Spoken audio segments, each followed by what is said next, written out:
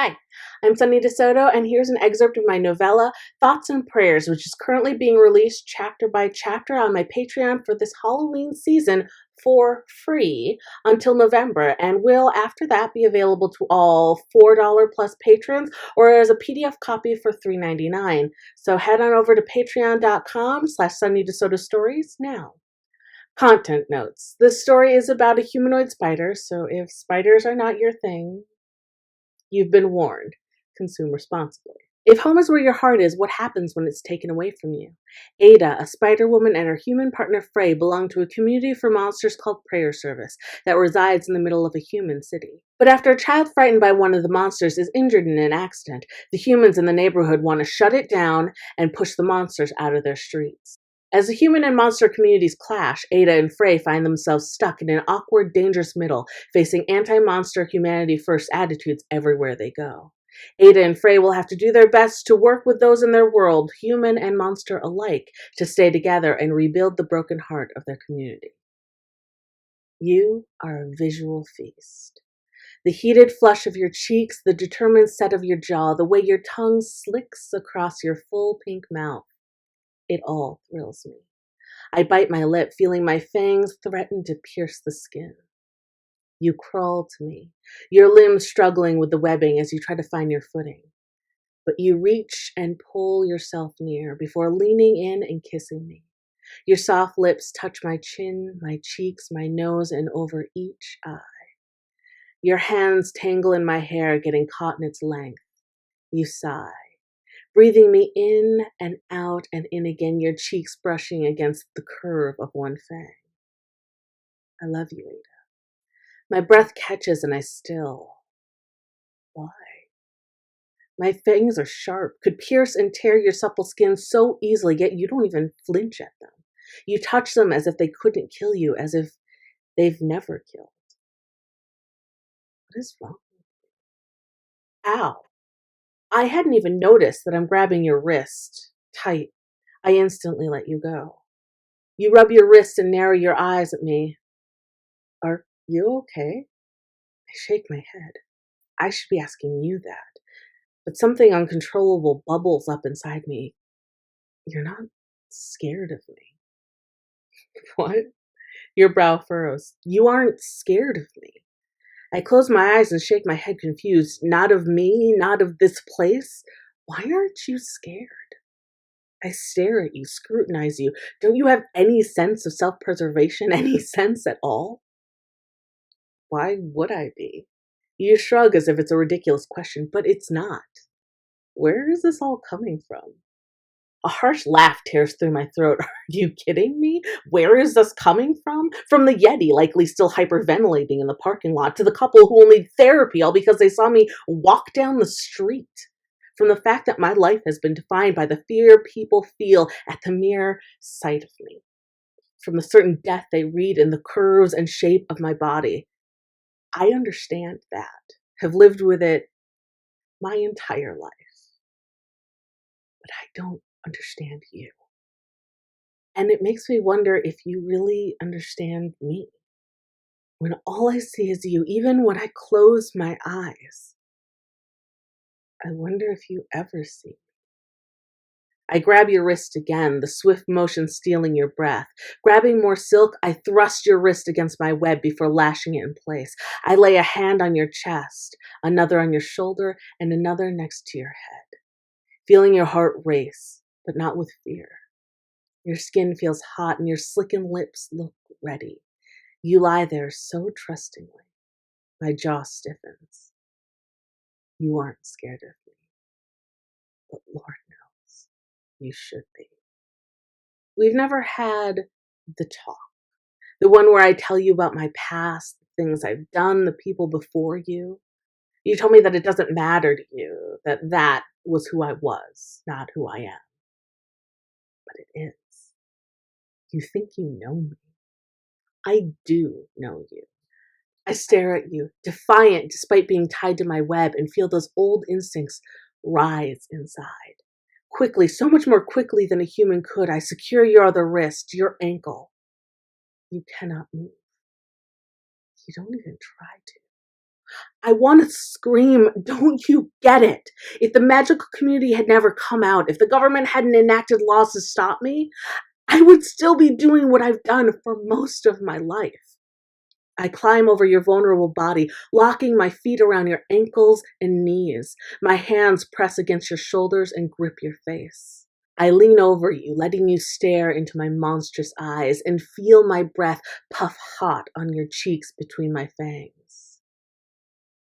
Do you have any idea what I could do to you right now? What, at a time in my life, I would have without question or hesitation, without regret and with sincere pleasure. Why don't you show me? You say it like a teasing dare, a sexy twist on a childish taunt.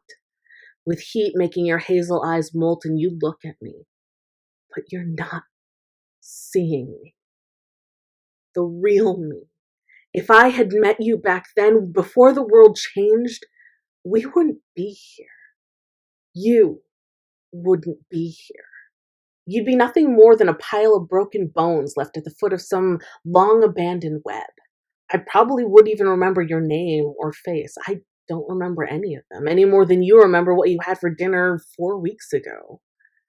The feel and scent of your excitement is both intoxicating and infuriating, and I want more of it. I want it to overtake my senses, to fill my lungs, flood my mind, and make me think of nothing but having it. I want to forget where we are, forget who you are, forget who I have to work so hard to be. It's been years since I've tasted human, really tasted one. But I still remember. The salt of fear-soaked sweat, the metallic tang of hot flowing blood, the feel of fresh flesh tearing from bone. It's been so long, but I can't forget it. I want to bite you. I can feel the itch to open my jaws wide and plunge my fangs deep. In your neck, in your shoulder, in your belly, in your thighs, ache in my mouth. I want to feel you wet and warm against my tongue as your flesh gives to my touch and teeth. Tell me not to. I see your gaze harden even as your body melts into my touch. No. I could. I should. Your limbs twitch and your hips sway as our weight shifts on the strings. I can feel the web's movement vibrate beneath us, the sensation reverberating through me like an echo of us.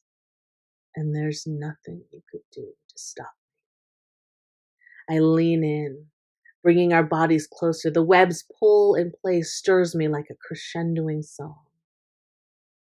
Tell me not to. No.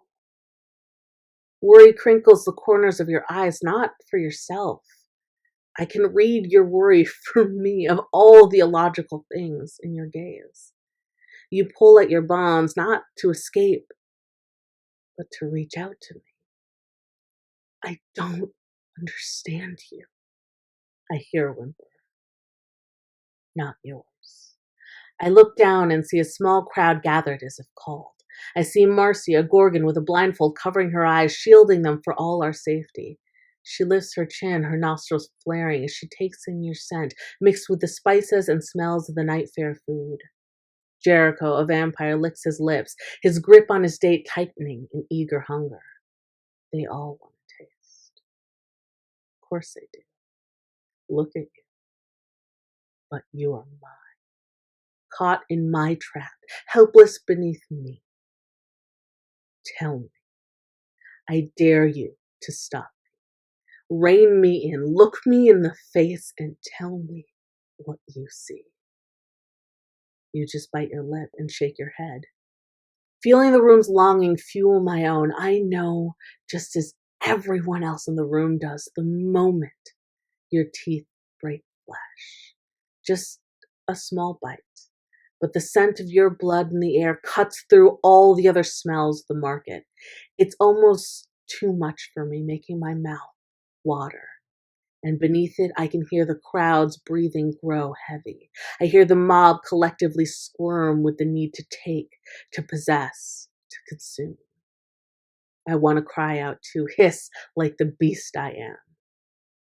Tell me. I feel a hand touch my web. In an instant, I turn ready to kill whoever dares steal what's mine. Sam. My breath catches as I see her stand there, calm but commanding, her manicured hands sending a current of power along the thread. It hits me like a cold slap, reminding me where I am, who I am. I look down around her and see the crowd is gone. It's just you, her, me, and what I could have done. I shut my eyes shamefully and swallow hard. What I almost did. I look down at the floor and see some of my creations have fallen to the concrete in crumpled heaps of forgotten fabric. I frown. I won't tell you to stop.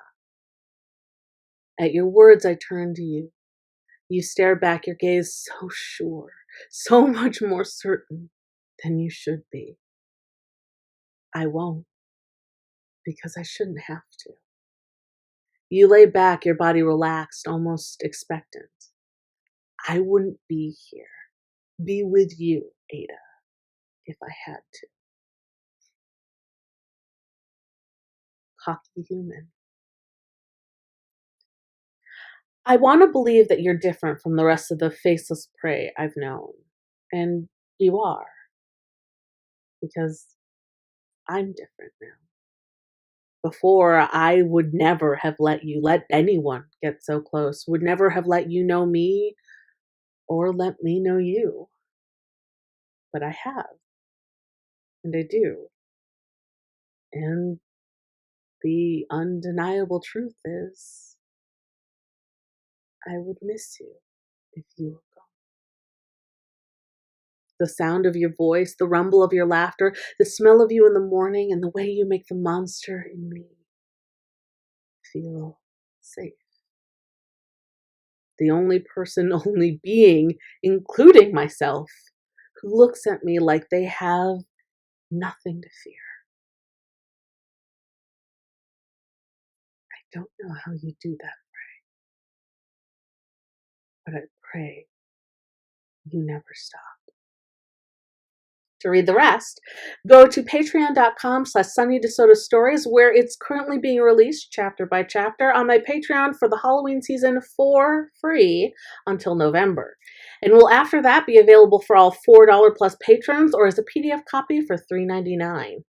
And for more from me, check out my Instagram at instagram.com/Sonni_D_Soto and my Linktree at Linktree/Sonni de Soto. Thanks for listening. Hope you enjoyed it. Ah! Gross.